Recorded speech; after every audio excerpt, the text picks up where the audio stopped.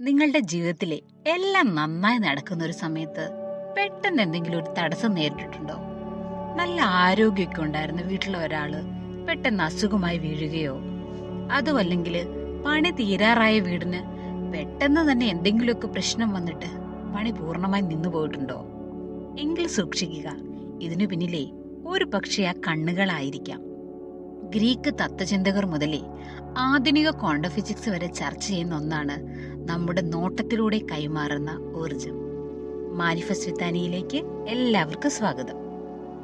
നമ്മൾ മലയാളികൾക്കിടയിലെ പണ്ടുകാലം മുതലേ നിലനിന്ന ഒരു വിശ്വാസമാണ് കണ്ണേറ് അല്ലെങ്കിൽ ദൃഷ്ടിദോഷം എന്ന് പറയുന്നത്. പണ്ടുള്ള ആളുകൾ പറയുവേ, ചിലരുടെ ഒരു നോട്ടം മതി നമ്മുടെ ഐശ്വര്യം കെടുത്താൻ എന്ന്.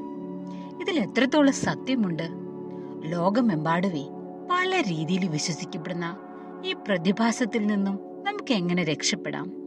ഈ വീഡിയോ അവസാനം വരെ കാണുക, കാരണം ഇതിൽ പറയുന്ന കാര്യങ്ങൾ ഒരുപക്ഷെ നിങ്ങളുടെ ജീവിതത്തിൽ പല തടസ്സങ്ങളും മാറ്റാൻ സഹായിച്ചേക്കാം. എന്താണ് സത്യത്തിൽ കണ്ണേർ എന്ന് പറയുന്നത്? ഇത് വെറും ഒരു അന്ധവിശ്വാസമാണോ? ശാസ്ത്രീയമായി പറഞ്ഞാലേ ഓരോ മനുഷ്യനും ഓരോ എനർജി ഫീൽഡ് ഉണ്ട്.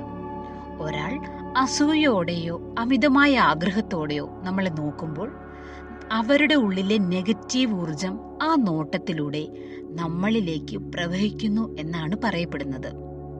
ഇതേ കേരളത്തിൽ മാത്രമല്ല, ഗ്രീസ്, തുർക്കി, ഈജിപ്ത് തുടങ്ങി ലോകത്തിലെ ഒട്ടുമിക്ക സംസ്കാരങ്ങളിലും ഈ വിശ്വാസമുണ്ട്.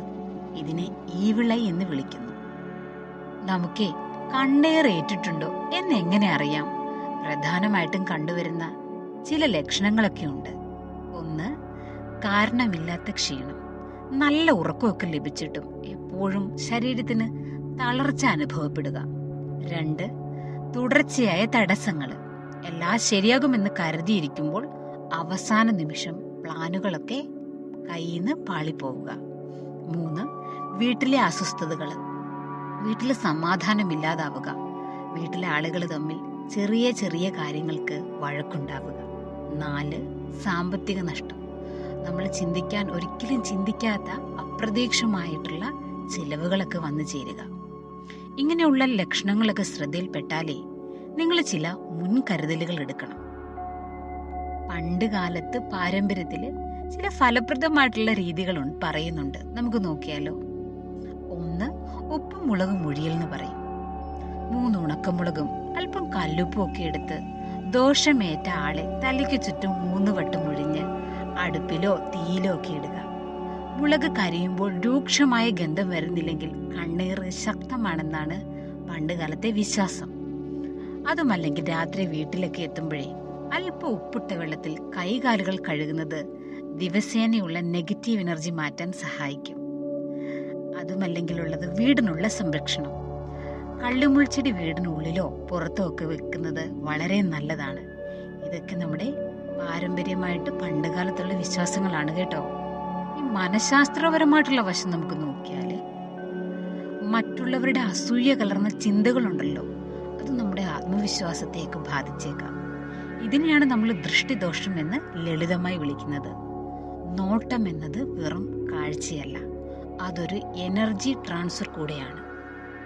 നമ്മുടെ എല്ലാ സന്തോഷങ്ങളും നേട്ടങ്ങളും എപ്പോഴും എല്ലാവരോടും വിളിച്ചു പറയണമെന്നൊന്നുമില്ലെന്നേ. നിങ്ങളുടെ എല്ലാ സന്തോഷങ്ങളും സോഷ്യൽ മീഡിയയിലൂടെയോ അല്ലാതെയോ എല്ലാവരെയും അറിയിക്കണമെന്നുമില്ല. ഈവിൾ ഐ ഈസ് റിയൽ എന്ന് പറയുന്നത് പോലെ നമ്മുടെ സന്തോഷം എല്ലാവർക്കും സന്തോഷം നൽകണമെന്നൊന്നുമില്ല.